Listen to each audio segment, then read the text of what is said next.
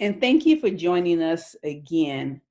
First, I'd like to thank the Southeast Seventh Adventist Church for allowing TBP organization to host and sponsor these events that we've been having. Tonight, we have with us Melissa Wendt, and she's going to share with us some ways and some strategies in which we can be physically active, physically fit, keep our bodies healthy during this COVID-19 period. We know a lot of you are working from home. A lot of you have your children at home, and we might not be getting as much physical activity as we should be. So we have her here tonight to share with us in her own way, ways in which she thinks that we can become healthy, and not only just during this season, during this period, but to maintain a healthy lifestyle even after this is over. So I'm going to turn this over to Melissa in her own way. Thank you. All right, well, thank you so much. So hello and welcome to a talk about health and wellness during this unusual time. To give you a little background about myself, my name is Melissa. I am a physician assistant. I have devoted my whole life to learning about medicine, health, and wellness. Although I do not have a degree in fitness or nutrition, I'm passionate about stopping chronic disease and becoming the best version of you. As a physician assistant, most of my patients come with a list of ailments, and most of these conditions are ones that can be prevented. No matter where you are on a spectrum of health, I believe you can always do better and you can be better. However, this is much easier said than done, and it's hard enough when life is running smoothly and there is not a pandemic to worry about. So what happens when life throws you curveballs? What happens when your gym or your fitness center shuts down? What happens when you are home all day surrounded by snacks and boredom? Life just got a whole lot harder and more stressful. During unpredictable times, it is important to keep your mind and body healthy so that it can adjust and adapt to whatever new physiological and physical stressors get presented. So let's talk about some elements that you can incorporate into your life to help keep you healthy and reduce your stress. Now, one of the most important things is sleep. Seems pretty obvious, but most of us don't get the right amount of sleep and the right quality of sleep. Sorry. So sleep is very, very important. I had periods of my life where I did not get enough sleep. I used to have to be at work at 5 o'clock in the morning, and I also worked 2 jobs. And I remember talking to my then boyfriend, who would then be my fiance, end up being my husband. I would just say, I am so tired. I am just so tired, because I was up all day long. So sleep, as we know, is very important, and not everyone needs the same amount of sleep, although most adults need about 7 hours of sleep. But what is important is the quality of sleep. Now, like I said, some people may need more sleep. I personally like maybe, if I can, like 10 hours of sleep. And some people may only need 5 or 6. But like we said, it's a recommendation about 7, and it's about the quality of sleep. So research has come about saying that there is a spectrum of light called blue light. Now, light that we see, light that illuminates everything, is actually a spectrum of light. Well, there's one color in the spectrum of light, which is blue, and they have found that electronic devices emit blue light. So for example, your computer, your cell phone, your tablet, TVs, they emit this blue light, and it actually disrupts your production of melatonin and circadian rhythms. So circadian rhythms is your natural sleep cycle, morning and night. So this blue light that's emitted from those devices has been known to disrupt those kinds of things. And so they recommend actually not being on your device maybe about an hour before sleep, and also not having those devices in the room with you while you sleep. I actually keep my cell phone downstairs in the kitchen. I don't even have it by me. And the light on my clock, it's not blue, but my son has a blue lit clock, and I actually turn that away from him so it's not in his eyes. So melatonin is produced in our bodies, and it helps regulate sleep cycles. So when that gets disrupted by blue light or by other factors, then your sleep cycles get off. And also you might hear some people taking supplemental melatonin. So that will help you kind of fall asleep. Sleep is super important. It helps your memories and helps your body repair itself, or it packages your memories in your brain. So it's very, very important. People can become very sleep deprived, and it's as if you can correlate it as if you're drunk. So it also, sleep has been proven to improve memory recall and regulate your metabolism and reduce mental fatigue. And there are certain hormones in your body that are produced during certain times of your sleep cycle in certain parts of the day. So sleep also helps remove toxic byproducts. A lot of times sleep is kind of referred to as like the cleanup crew. People sweeping your streets or cleaning your house. Your sleep helps your brain clean up your body. So one of the medical reasons why you might not be getting good amount of sleep is from a disorder called sleep apnea. So sleep, we understand what that is. Apnea is actually the process of not breathing. So when you add those together, sleep apnea, you're not breathing while you're sleeping. So you'll have multiple episodes of not breathing during sleep. And how you figure this out is with a sleep study. However, there are some ways that maybe you can think that you have sleep apnea. If you if you snore very loudly. Not everyone who snores has sleep apnea, but it is a possible indication that you have sleep apnea. Or if you snore louder than like a talking level, or if your snoring can be heard through walls and doors. My dad, actually, when I was living at home, I could hear him sleeping in the adjacent room when my doors were closed and his doors were closed, because I could hear it through the wall. It was so obnoxious. And also, if you feel very tired or fatigued or sleepy during the daytime, that might be also indication that you have sleep apnea. So you're sleeping, but you're actually not getting restful sleep. Your body is waking up continuously because you're actually depriving your body of oxygenation. And that has a lot of effects. It's not just a sleeping problem, but sleep apnea also has many cardiovascular ramifications, one being irregular heartbeats called atrial fibrillation. It can cause atrial fibrillation, worsen atrial fibrillation, and increase the episodes of atrial fibrillation, among other things. And also it just decreases your wellness overall. So talk to your doctor if you feel like you have some of those symptoms that I had just mentioned. And also if somebody actually has observed you stopping breathing and maybe then gasping for breath, a spouse or a child or whoever, ask your doctor about getting a sleep study. Now, sleep studies are done typically in a sleep center. So you go there and you sleep. Unfortunately, they do hook you up to a lot of things, but they get a lot of information, your brain waves, your sleep pattern, heart rate, and any kind of irregularities of your heart, electrical rhythms. So it's a very in-depth study, and they can tell a lot about it. Also, they can tell if you're just not breathing deep enough when you're sleeping. So you might need some oxygen during the nighttime. So it's not that you're not that you're stopping breathing, but you actually just maybe are like hypoventilating. You're not taking good deep breaths for various reasons. So that's one thing. Sleep, of course, at different times of your life, sleep might be a little bit easier to get if you have little babies. I remember my son waking me up every 45 minutes to nurse. That was very difficult, especially when you have babies and then you have to get up for work. You're barely sleeping, or other factors can come into play. But sleep overall is super important, so make sure you get it.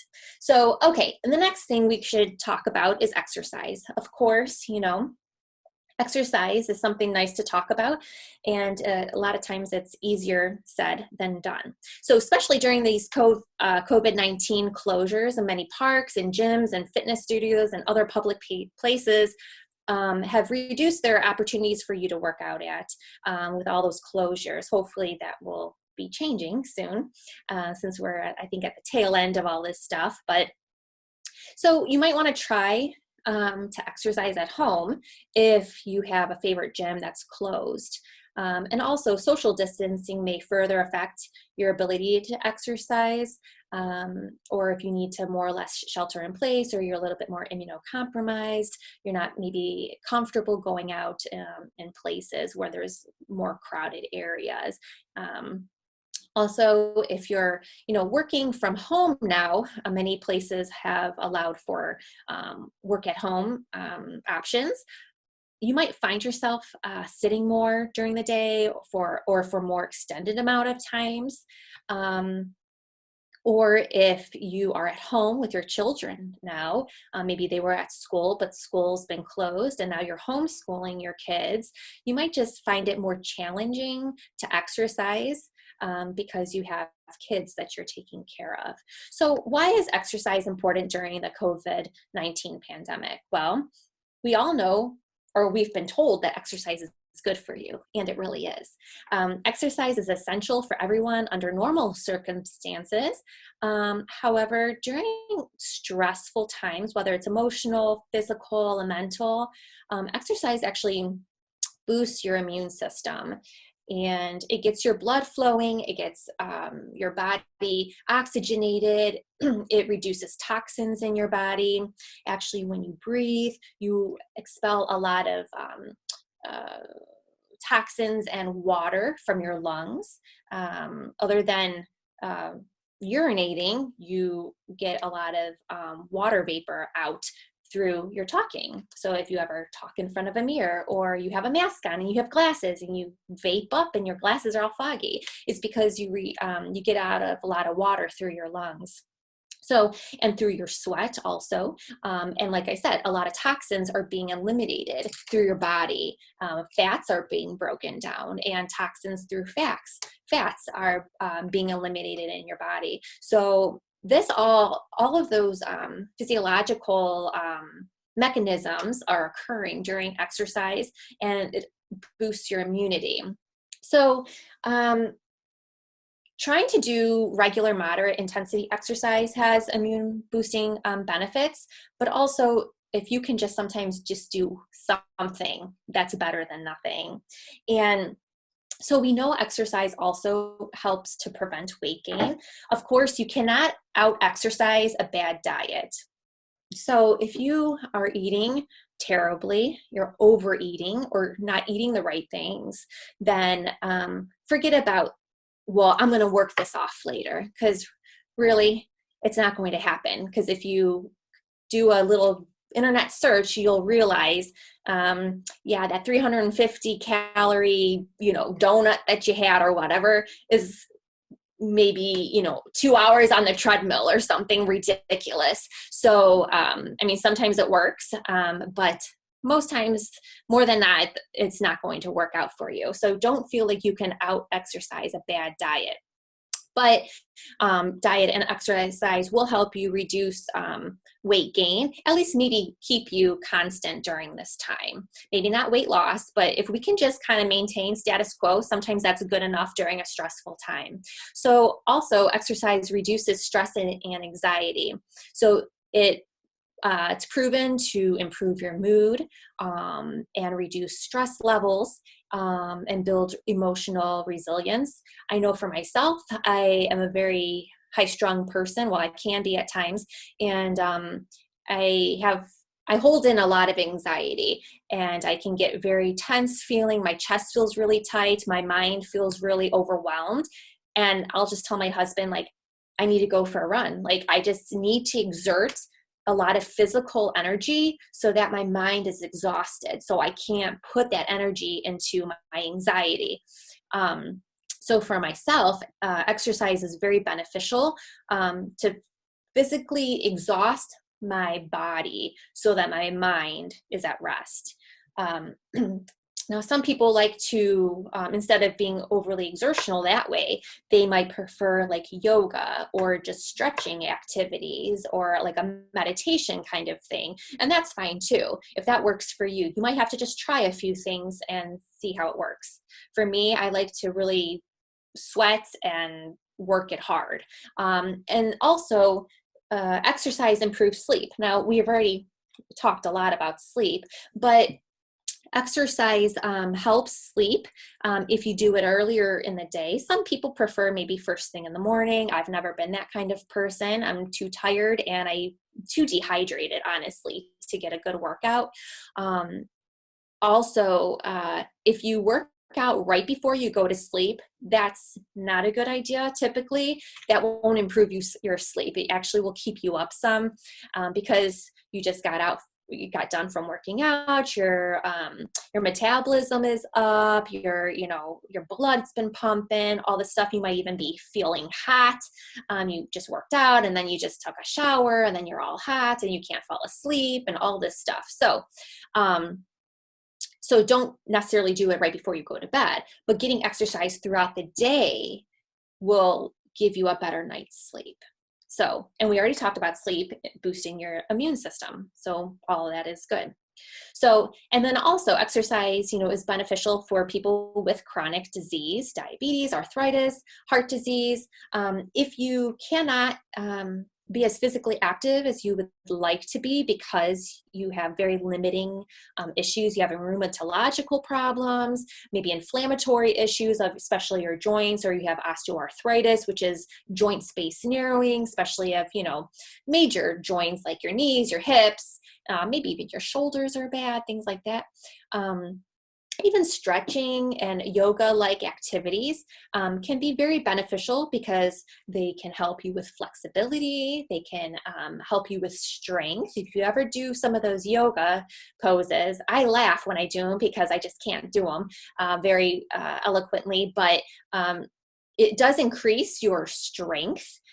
Because you're putting your body in certain positions that you're using your body weight to gain strength. So you're not maybe using weights or cans of soup as a weight or whatever, but you will gain strength from your own body weight.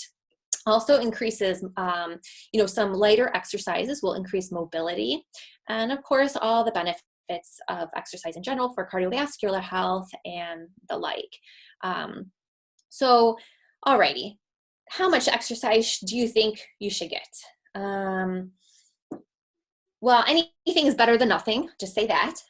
But there is some recommendations, and I calculated it as hours during the week because I think it's easier to think of. So if you can get about 2.5 hours of moderate intensity physical exercise, that's what the American Heart Association recommends for cardiovascular health.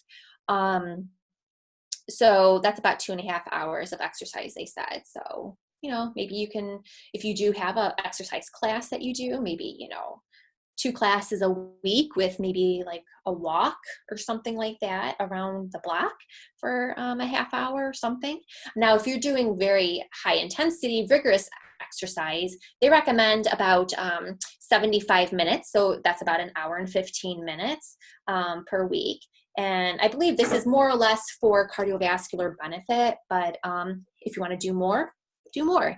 And if you have done nothing, do something. So those are just recommendations. So now you're at home, you got family, you feel like you can't exercise because your kids or your dogs will jump all over you and walk on your face if you lay down, which is a problem that I have at home. And I really don't like exercising at home.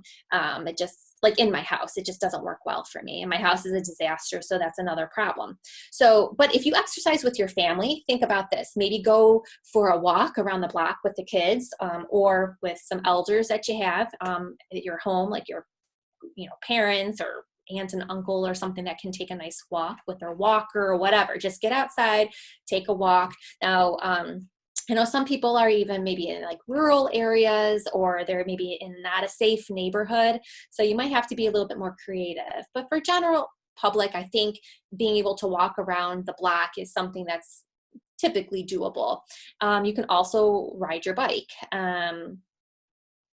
don't feel like you need to go and buy a fancy bike because all of a sudden you want to take a bike ride. You can go on Facebook Marketplace or Craigslist, or sometimes people even have a sign saying for sale for a bike. You can get them pretty cheap, or go to Walmart or something and get just something that's reasonable for bike rides. And or have a dance party in your house. Have your kids or whatever throw on some tunes and have a dance party and just have fun and get yourself going.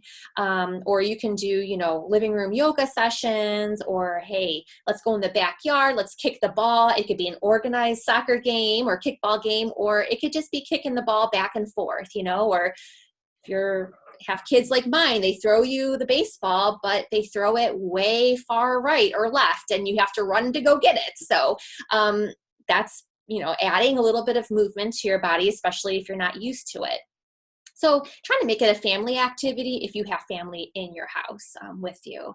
So, and like I said, I think the best thing is trying to get yourself outdoors, walk, cycling, jogging, hiking, all those kinds of things. You get the fresh air, you get the sunshine, which gives you vitamin D. And no matter what color skin you are, most of us are deficient in vitamin D for one reason or for another, especially in Northeast Ohio with our very limited sun exposure. So go outside, get some fresh air, do those kinds of activities. And if you can't get a full session that you would want to, like you want to work out for an hour, you have like really great, lofty goals for yourself.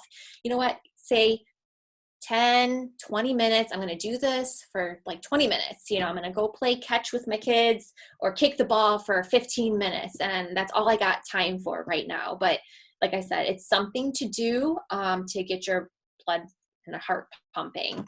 And also you give yourself like mini stress tests. So if you start to feel short of breath or lightheaded or dizzy, it is an opportunity to assess yourself and be like, maybe I need to go to the doctor because I'm really not feeling well when I exert myself. So if outside is not your thing, then do something inside. Maybe you're going to turn on the computer or the TV. A lot of them are smart TVs. Go to YouTube. You can find a gazillion. I don't know if that's actually a real number, but you can find lots and lots of videos, exercise videos. Like everyone and their dad has like an exercise video. You can find old ones. You can find like Sweating with the Oldies, you can find hip hop, you can find country, you can find, just like anything and everything is out there. So, there's online videos that you can do. There are even, I know some fitness centers, my fitness center, which is actually closed down for right now, like the physical building, they offered online Zoom and other platforms of online workouts. It was actually in real time, but they also had it, then you can play it back at your convenience. So maybe you're somebody who wants to do it first thing in the morning, and so you play that pre-recorded video on your computer. I know somebody who has radically changed her life by doing Beachbody workouts, and she exclusively works from home. Exclusively works out from home, and she has a really fantastic body, and she's really into working out. And it's, like I said, it's all online. So those are just some examples of things that you can do. So if you're somebody like me who needs to have a challenge and make your mind work also, give yourself a goal.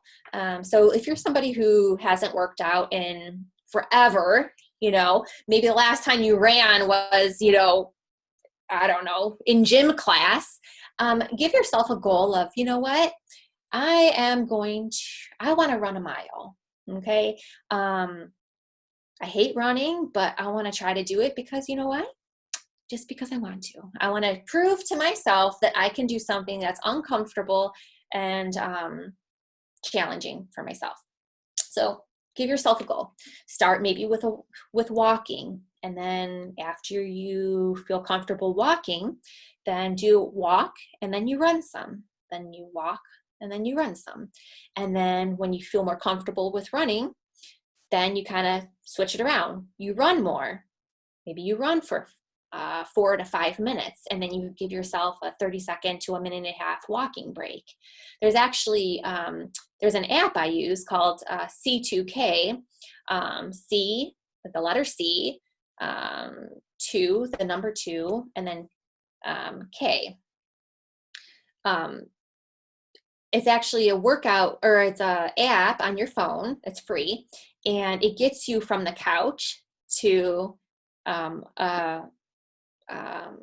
like a race, like a 5K, by getting you walking, doing a walk run for a few weeks, and then to a full out run. And I like that particular app because I sometimes have some weak muscles around my knee joints, and I will start getting knee pain if I start running too early. And if I don't build those muscles up around my knees, then that becomes a problem. And then you're injured, and then you're like, great, all this work for nothing. So sometimes you want to start with like a walk, and then a run, and then, like I said, finally you'll get to a run.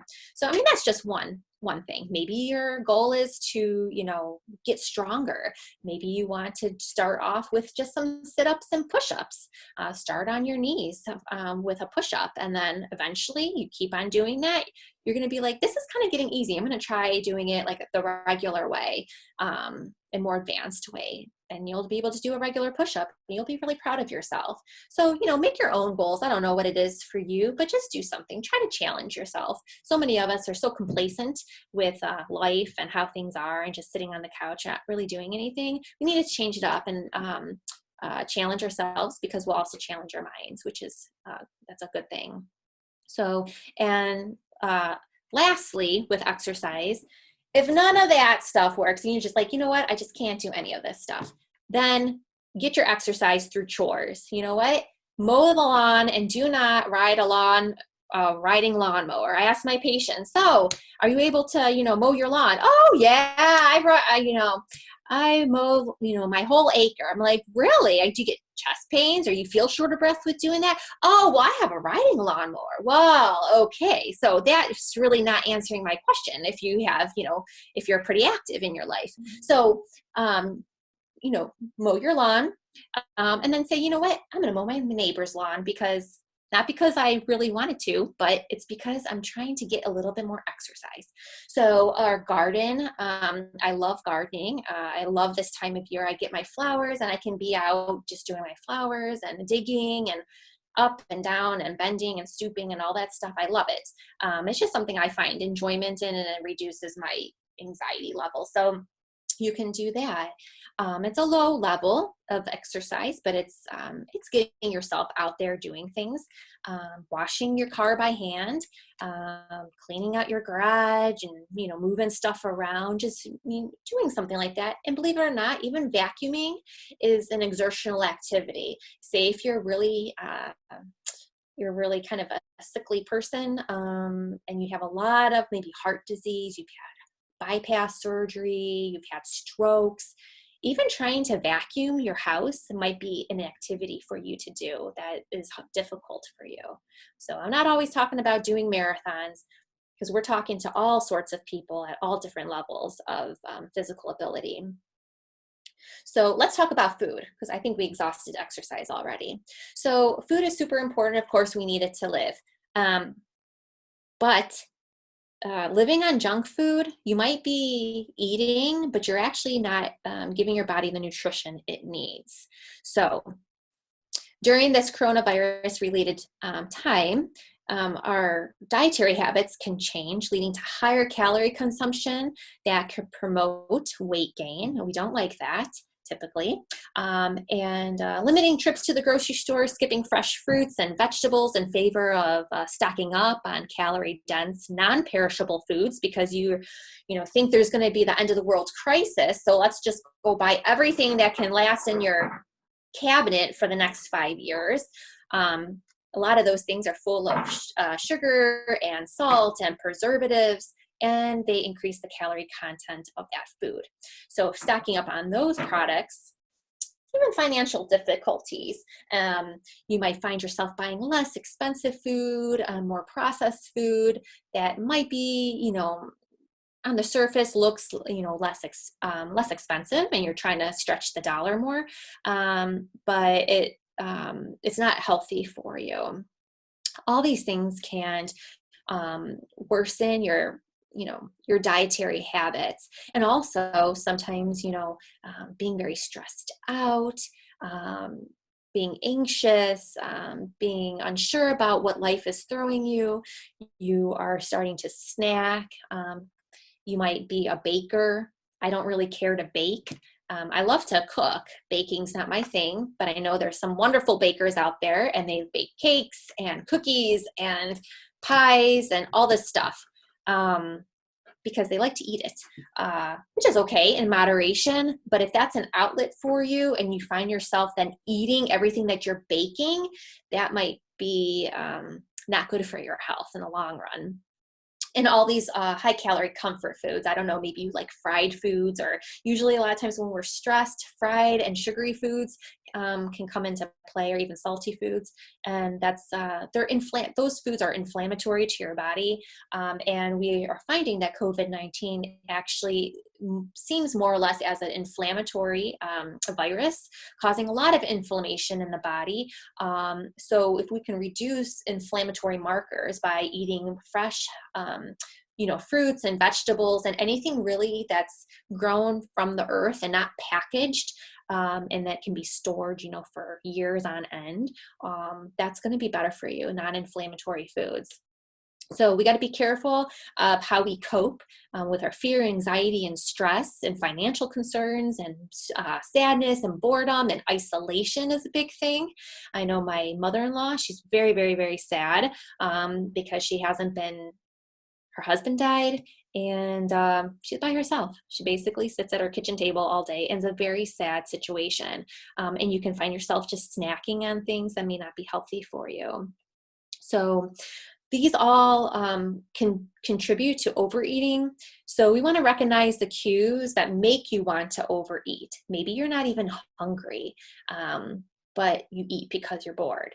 So we got to be careful of those things, and only you know how you feel and why you're eating the things that you eat. So sometimes you got to take a few minutes to talk to yourself and say, do some mental detective work and figure out what's propelling you to eat what you're eating, or how often you're eating, or how much you're eating. So if you one good way to not overeat so much is actually to stay busy. If your mind, is bored, then a lot of times you'll just want to start eating because you're bored. I know my husband, he's a big snacker, and he always needs his 3:00 snack. He tells me he's bored. He doesn't want to, he's a physical therapist. He doesn't want to do notes after he's seen his patients. So he eats bags of combos. That he'd kill me if I say this, but I tell him that he needs to have a healthy snack because you eat that every single day, that's gonna, catch up with you sooner or later. So try to keep your mind busy, because when your mind is bored, then you got to do something with your mouth and your hands, and you start feeding yourself. So sometimes you're not even hungry. You might just be thirsty. So, and I didn't talk about water, but I'm going to talk a little bit about water right now. Water is super, super important. Our body is made, I forget exactly the percentage, but it's roughly about 70% water. And your blood, the plasma of your blood, so not just of the red blood cells, but the bulk of what all your blood cells are in, that fluid, that's called plasma. That's basically water and some blood proteins. Your organs, water. Your kidneys need water. If you don't have water, that's how some people, you don't have enough volume of fluid in your body. That's how some people get into an acute kidney injury or failure, because their kidneys don't have enough volume for it. It's almost like they get dehydrated and they go crazy. So sometimes you're just thirsty. So if you're hungry or you think you're hungry and you just kind of ate, not too long ago, maybe you're just thirsty, try to drink some water. I just want to share with you that actually this cup I have here is like water bottle. Believe it or not, I got this at Dave and Buster's like handful of years ago. It probably cost me $50 to win this thing, but it has been a very good investment because I take this thing everywhere I go. I take it to work because I put distilled water in here. I don't like tap water. I don't really care for spring water. I like reverse osmosis water. I know I'm a water snob. So, but this container right here, I just measured it before I came on, so it was accurate. This is 1 liter of water, okay? So what is a liter of water? Well, think of a 2 liter. Melissa, can you hold it up some more so we can see? Oh, you know what? Sorry, I have you guys on a small, and I can't actually see myself as I'm doing this. There you go, right there. There you go. Yeah, that's perfect. Okay, thank you. Okay, yep. So this container right here is 1 liter of water. I drink typically, okay, sometimes it's more, sometimes it's just a little less, but I typically drink 3 of these a day. Wow. Okay, so that's because I just like water. So to give you kind of perspective what that is, this is a Coke bottle. This is a 2 liter Coke bottle, okay? So I drink 1 of these plus another half on an average day of just water, not Coke, okay? So this is a 2 liter, so I'm drinking, if I drink 3 of these, that's 1 of these plus a half of this, okay? Now, if I'm working out or you're hot outside, you're doing outdoor activities, I probably drink like 2 of these, if not more, okay? So I did a little bit of, I like math sometimes. So what I did was I calculated if I filled this up with Coke, and believe me, I work in the medical field. I know people drink lots of sugar, okay? So it may not be Pepsi or Coke, but maybe it's chocolate milk. I had a patient come in one day telling me that he goes through like 2 gallons or more of like chocolate milk just in a few days. And I was like, oh my gosh, are you kidding me? That's just like a lot of sugar because it's chocolate for one, and milk has milk sugar in it, even if it's just plain. So anyways, if I drank 3 of these, like I do of water, right? But if I replace this with a sugary drink like Coke, this is 1,260 calories. So 1,260 calories in just Coke, okay? So that's not anything else in the day. Now, if you're an average sized woman, a 1,200 calorie diet is not that far off from being a normal size diet. Like if you're trying to maintain your weight and not overeating, especially as we age, it's difficult, so you try to cut those calories a little bit more. So that's just in Coke, okay? Also, the amount of carbohydrates that are in 1.5 of these, which remember, I replace this with water. So water has 0 calories in it. Okay, and I'm also hydrating my body. My cells need it. My blood plasma needs it. My kidneys need it. My brain needs it, everything. Okay, so you need water. If you convert that to how many carbohydrates you drink, and this is just in one day, that's 351 carbohydrates and 351 grams of sugar. Okay, so to give you an idea,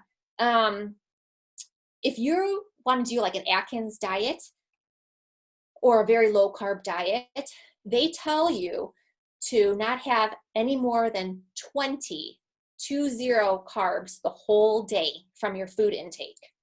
Okay, you're drinking 351 carbs in just your pop. Okay, so I'm just trying to give you a perspective. Okay, so like I said, I really like water. I drink it first thing in the morning.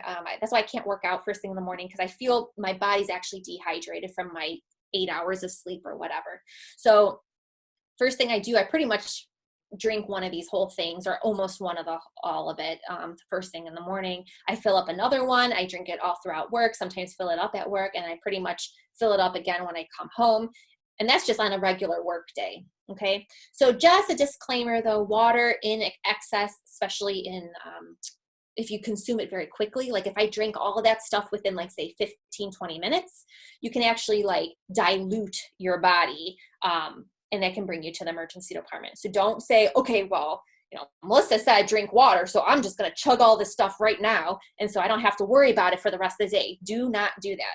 You will land yourself into the emergency department and give yourself maybe arrhythmias or coma or something. I don't want to be responsible for that. And there has been deaths related to that. So drink it throughout the day and you're fine. Do not drink it very quickly just because you think you're going to be smart and get it out of the way. Okay. So I just wanted to share that. So, like I said, I'm very much of a water drinker. I love my water. So, let me get back my notes right here. Where was I? Okay. So, and like I said, if you drink a lot of sugary stuff, you're just increasing your calorie content. I mean, of course, you're going to get, fluid like water from it, but you're increasing your calories from it. A lot of people, I just had a patient the other day where she told me, I've lost 15 pounds. And I was like, really? That's great. Were you trying to lose it? Because if you lose weight and you're not trying to, sometimes we get concerned about that. And she's like, she really wasn't. But she then told me that she switched jobs and she stopped drinking her coffee with tons of sweetener and sugar and cream. And she used to drink all these huge, big Pepsis. But now where she works currently, she can't drink all that. So just by eliminating that, she lost 15 pounds. So that's a great benefit. Plus, sugar is also, it can be like an inflammatory product. And the more sugar you have in your body, your immune system isn't as sharp as it can be. So you want to avoid lots of sweetened beverages and try to incorporate more water into your diet. One thing I also do is I love tea. So along with drinking all of those, and yes, I do go to the bathroom quite often during the day, but another thing is I use black tea. I drink enough water where my kidneys are nicely flush. I don't believe I have any kidney stones or anything like that. So I do drink tea, especially in the evening, like with my dinner and things like that. It's unsweetened. I actually make it in the coffee pot. I put about 8 tea bags in there. I pour half a gallon of water in there. I let it brew. And then whatever I get from the carafe there, I pour it back into the gallon of water. So that was my concentrate. And then I put it back into the gallon of water. And there is my iced tea. And it lasts me like, the gallon of iced tea lasts me, 3-4 days or something like that. Like I said, I drink it without sugar. You can put lemon in it, or if you do want a little bit of sugar, because you're trying to decrease your sugar content, at least you can control the amount of sugar that you put in it. So I always advocate for being able to control sugar content. So if you do want to reduce your sugar content, and you're going to say, you know what, I'm going to stay away from pops and stuff, because of course you can't take the sugar out of there unless you drink diet, but that's a whole other subject I don't want to talk about right now. So with tea, you can go ahead and maybe you start off with like 2 tablespoons of sugar, but then, maybe in a month you're like, I'm going to cut back. I'm going to try to do maybe 1.5 or maybe 1 tablespoon. And then it's just a couple teaspoons. And then before you know, it's like, it's not so bad just drinking it plain. So it's trying to make good choices to kind of cut back on those things. And it takes some time. So don't beat yourself up over it. So, and then if you still feel like you had water and you're still kind of hungry, but at dinner is like maybe in 15, 20 minutes or something like that, give yourself that time and see if you can wait it out. Now, if you're starving, maybe take, eat a little bit of something, like I said, just a little bit. But if you can kind of wait things out, do that. I tell my kids every single day, I'm making dinner, put away the chips, So, but they just can't wait. But I tell them, put away the chips. Like I'm in the process of making dinner. You can wait. So try to hold off a little bit, and then try to mindfully eat. So what I mean by that is sit down and enjoy your food. Smell it, make it look nice. when you eat it, don't scarf it down so fast. I've heard that it takes maybe about 20 minutes or so for your brain to register that you're getting full. So if you eat a large amount of food in a short amount of time, you're ingesting more calories than if you just kind of, slow it down and allow that time to progress. So that your body can sense that, oh, I'm getting full now, and eat more slowly. And first part of digestion is actually in your mouth. It starts producing, amylase in your mouth as an enzyme. It starts breaking down food products. You swallow that. So first part of digestion actually starts in your mouth. So if you just swallow your food, you're doing yourself a disservice. Okay. And then also try to, eat as a family. And stay away from electronics so that you can just enjoy your time and create a healthy atmosphere around food. Also, one thing I really advocate is increasing the amount of color of your food. So my husband went to Costco. He just got a membership. It was Sam's Club. He just got a membership at Sam's Club and bought this huge giant bag of peppers. Of course, he wasn't planning on making anything with the peppers. He was just buying it because it was a good deal. And apparently I was supposed to make something. So, I'm like, well, what am I going to do with all these peppers? I love peppers, but there was a lot and they were huge. And so I made fajitas. Actually, we've done them twice already. So, but red and yellow and orange peppers, cooked, just lightly sauteed those. And I had onion and we had guacamole and all this stuff and super fresh. If you can eat as close to like what the Garden of Eden would be, then you're doing a good job. So try to make your plate as colorful as possible. One thing I can't stand is like if I just have like some plain chicken and like we had some potatoes, even mashed potatoes, and everything is kind of white. To me, that's ugly to my eye, first of all. And I just feel like, oh my gosh, like I'm not getting any nutrition. Like I kind of freak out about it. So try to be as colorful as possible. And if you do want to, eat something that's kind of sweet or kind of salty, because you do have those cravings. I mean, we can't, suppress those cravings or deny ourselves these things, because you go ahead and do that. And then it's like a wild child, you tell your son or daughter not to do something. And then before you know it, they blow up and do all the crazy stuff. So, if you want something sweet, maybe go ahead. And I know for myself, I like raisins. So you get fiber from the raisins. Of course, raisins are dehydrated grapes, right? So they're all wilted.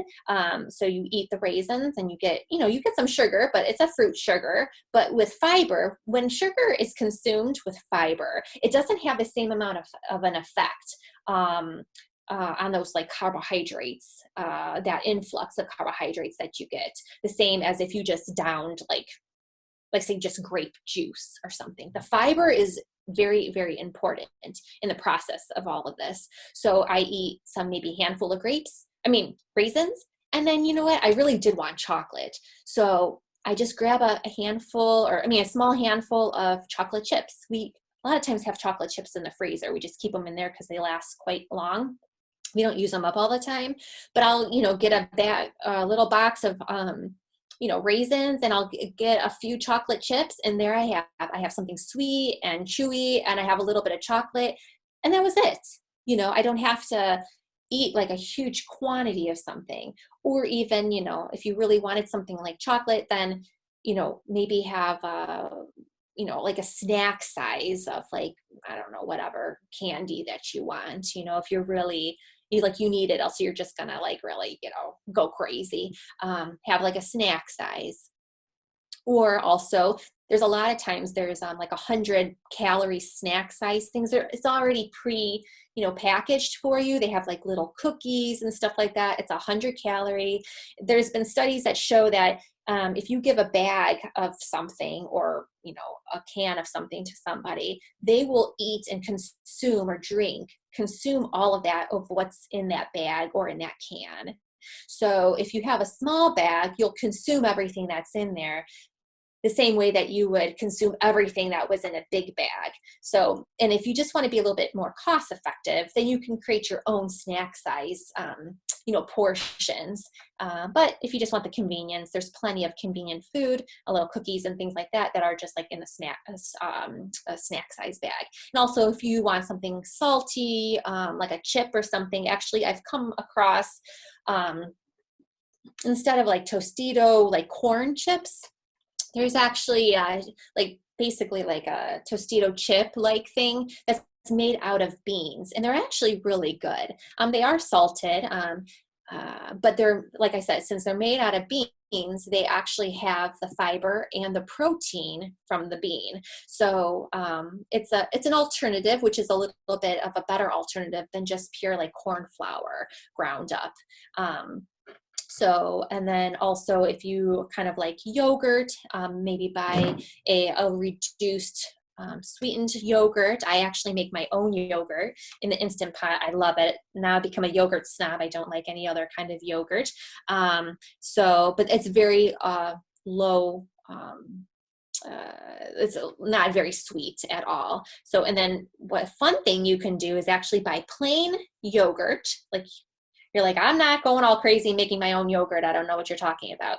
Buy plain yogurt. Now, if you eat plain yogurt, it's going to be very tart, okay? It's kind of sour. But what you can do to modulate the flavor of your yogurt and the sweetness of your yogurt is actually put some sort of jelly preserves in your yogurt. So don't rely on, how they have it pre-made for you, because you can actually control the amount of sugar you put in your yogurt. So whatever your most favorite preserves or jelly, I buy a jelly that is actually, there's no high fructose corn syrup. I get it from a local market, a little bit more expensive, but it's made from the Amish, helping local business. I don't like the high fructose corn syrup that's in like Smuckers and stuff like that. So you can put a little bit of jelly in there and just mix it up, and voila, you have like perfect yogurt. And like I said, you can, moderate how much sugar is in your yogurt. So those are just a few things that are some options there. And I know some people, you need to sometimes practice portion control. I used to work actually at a facility, a healthcare facility in inner city Cleveland. And I would go down for lunch, and my lunch was just like a sandwich or maybe a little salad or whatever. I felt like they had Thanksgiving dinner every single day for lunch. And they would make fun of me, like, oh, you're eating like a bird and stuff. And they just went to the local market and got like this fried chicken and stuff. And I said, oh my gosh, like, you're eating like so much food. We do need to have portion control. You can eat like, the volume of food is what is sometimes very important, and you may not recognize it, but there's even like little like cups and devices that show you how much you should eat and everything. You'd be really surprised how much we overeat. So be mindful about portion control. And some people have come up, grown up with the notion that you have to clean your plate before you leave the table. Well, that's not always true. I think maybe the mother just wanted you to eat her food or something. But if you're full, you don't want to eat until you're completely stuffed. You just want to eat until you're satisfied, because then you just overeat, and that's not good for you. So, so hopefully all of this that I've given you help, trying to get good night's rest, trying to incorporate exercise into your your regimen, and also eating foods, like I said, trying to eat as close to the Garden of Eden as possible will help you with your stress through this time. And like I said, I always believe that we can always do better, and we can be better no matter what it is. That you're the best athlete on earth. You still push yourself. You still think you can do better, and you can be better. Once you stop thinking that about yourself, then you don't really have any goal or motivation to achieve anything. So please use these tidbits, to get yourself moving and going and reducing your stress and, be better and do better. Thank you. Wow, thank you. You gave us so many, like you said, tidbits. They're more than tidbits. A lot of life applications that we can use.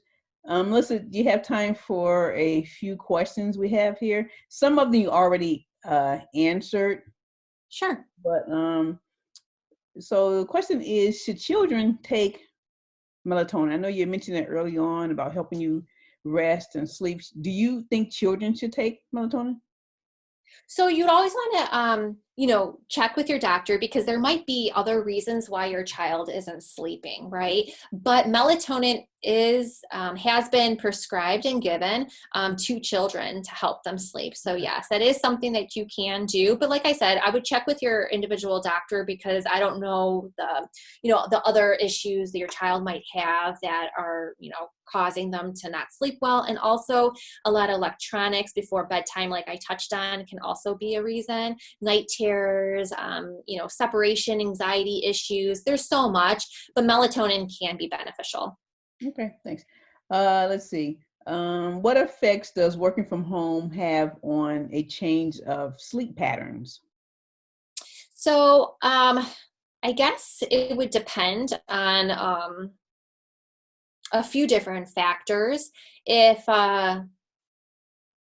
you're used to being out and about on your day's work and then you're at home more, a lot of people actually work can be done in many times can be done in a lot less hours than when you're at your job at at a remote location. So like say for example, you took a nap during the day because you're like, I'm a little tired, I'm going to take a nap and then I'm going to get back to my work later on because it's something that you can, do that with. Taking a nap might, leave you to not be able to fall asleep later on, or you change your time where, like, I'm not going to get up as early as I, usually would because, I can get my work done a little bit later on. Well, then you start changing your sleep times and then, maybe you can't fall asleep as good, and then also not eating as well can affect you're not sleeping well, incorporating more caffeine because you're at home, you have access to your refrigerator. So those kind of stimulants can also affect, sleeping patterns and such. So, I would just try to take a close look at what you're doing and try to stay on track as much as you can as if you were going to work, like get dressed, just don't stay in your pajamas all day and stuff like that because we need like routine as people, so try to stay as close to your prior work environment as possible if that's a problem for you. And you already mentioned like some of the questions we're talking about, what can I do at home with my children, how to stay active. And I like how you mentioned go outside. You talked about playing kickball with your family, the baseball, aspect and things like that, which I think is so important when you involve the whole family to do it.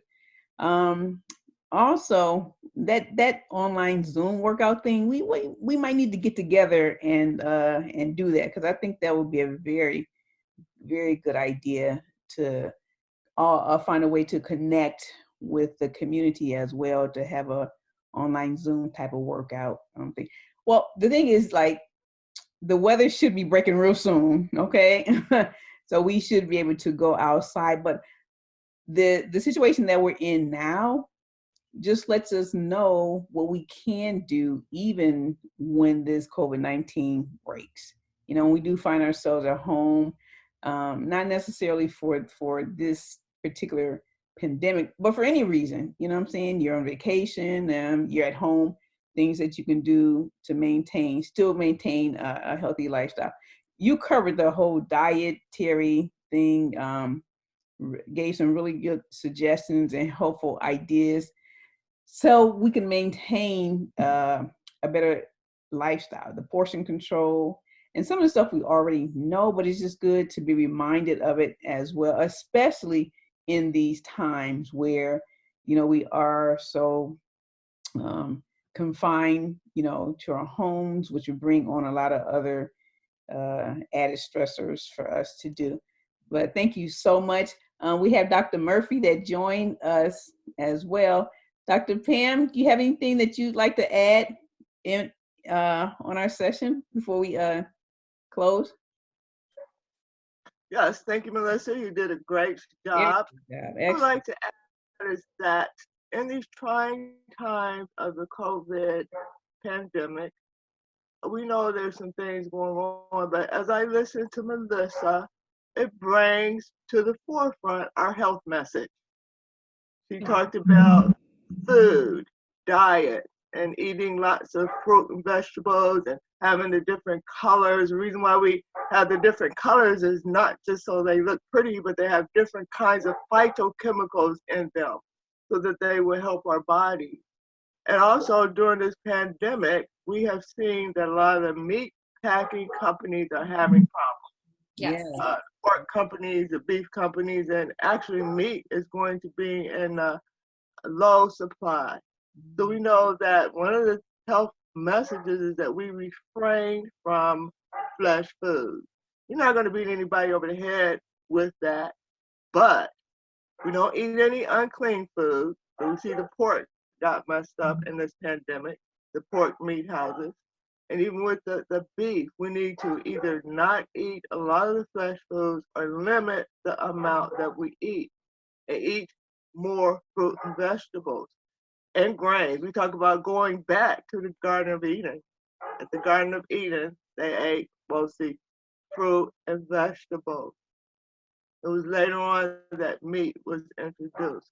So in order for us to continue to maintain our health and even improve our health, we need to eat more of the fruit and the vegetables. Another thing that I would like to add is nuts. Lots of nuts, just a handful of nuts 3 or 4 times a week will help your heart health. Mm-hmm. That studies have shown that people that eat a few ounces of nuts a week have decreased heart attacks, strokes, all types of cardiovascular illnesses are decreased. So food is health. You know, some people live to eat and others eat to live. So our mindset should be that we're eating to live, that we be mindful of what we are eating. I was just recently rereading Ellen G. White's diets and counsels on food. It's very, very interesting. And that's something that we as Seventh-day Adventists need to get back to. She was before her time talking about diet and food. She also talked about exercise, how important exercise is. As far as exercise, I'd like to add that it's never too late to start exercising. I could see a senior coming to my office, and by the way they walk, by the way they balance themselves, I know whether they've been exercising or not. And the ones that exercise have better balance. It doesn't have to be strenuous exercise. I would like my seniors, you could do chair exercises. You can do exercises to help you maintain your balance. Walking is a wonderful exercise. I have a dog, which I just acquired, and I found out I'm not an exercise person like Melissa, but I've been walking my dog, and I found out that I had more endurance just starting to walk my dog. So just walking. And I also found out that when the sun was out, walking and being outside in the sunlight is a very good stress reliever. You know, exercise helps to excrete in our body a happy hormone called endorphins. Those endorphins make us feel good, feel better. They can help when you're under stress. They can help when you are depressed, to help with your depression and your stress. Those are the natural endorphins in our body that is released when we exercise. And exercise, you can do 30 minutes of exercise every day or most days of the week. Now, you don't even have to do all those 30 minutes at one time. You could break the 30 minutes down into 10 minutes in the morning, 10 minutes in the afternoon, and 10 minutes in the evening. And you still get the health benefit. Better cardiovascular health, better lung health, better just feeling all over. And you will decrease your risk of a lot of diseases, the lifestyle diseases we call them, high blood pressure, diabetes, stroke, all of those things we can reduce the incidence of. And if we've already had them, we can also use lifestyle changes of exercising, eating a proper diet to maintain our health, even if we have diabetes. It will help you get your numbers down where you need them to be. If you have high blood pressure, that can help you get your numbers down where you need to be. So in our practice, and I'm sure most doctors also prescribe dietary prescriptions, exercise prescriptions. So it's my prayer that we as Seventh-day Adventists get back to our roots. We know about all these things, like you said, Tracy, we know about a lot of these things, but we aren't necessarily practicing them right now. So we need to start practicing them. As far as food is concerned, one of the things that's very beneficial, it's been found that the people that have lost weight, if you're trying to lose weight, you got to exercise 60 minutes every day of the week, not just those 30s. If you're trying to lose weight, you got to push up the minutes of exercise. But breakfast is very important. They have a cadre of people that lost weight, and they found that the people that lost weight and kept the weight off ate breakfast. So breakfast is important. I started eating breakfast. I'm not a breakfast person, but during this COVID-19 period, I found myself working from home. And I got up early and I'm hungry. What am I going to eat? Well, I ate cereal with almond milk, and I put bananas on it, and it was so good. And now that we're going back into the office, that's what I'm eating every morning. I'm still eating my breakfast. So breakfast is important, and that's a healthy breakfast. You know, we had Kellogg that basically invented breakfast cereal. So it doesn't have to be anything extravagant. Melissa has put on our Facebook page a lot of the things that she does for breakfast, a lot of the things that she does that's simple. Salad. We really should have a salad every day. A salad not just with lettuce, but as Melissa said, with all the different colors in there. I like avocado and the green peppers and onions, all those things. A beautiful, beautiful salad. We should have that every day to help to maintain our health and strengthen our bodies. And of course, water. I will have to admit, I don't like water. It doesn't taste that good to me. But one of the things that I've started doing is putting a lemon in, like Melissa mentioned. And a lot of people put all kinds of fruit in their water. We've had that in church where the hospitality people have given us water with fruit in them. So if you don't like water or you want to make the water taste a little better so you can get in the amount of water you need every day, you can always put the lemon in there or other kinds of fruit. I thank both you ladies for the information that you have shared, and just know that this is not just for us, it's reaching so many other people. And that's one of the reasons why I wanted to have you all a part of this, because of your expertise and your knowledge that you have. So it's not just staying right here with us. You know, this is on all of our platforms. People will be able to see this at a later date to share with others. And there is something in there, in it for everybody, whether it's better sleep, better diet, better exercise.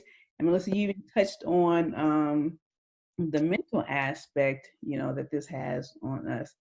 So I so thank you both so much for your time. Also, again, TBP organization would like to thank the Southeast Seventh-day Adventist Church for allowing us to host this event that we have. So once again, I thank you so much. I appreciate your time, ladies, and your knowledge that you have given us. Thank you. Thank you. Right.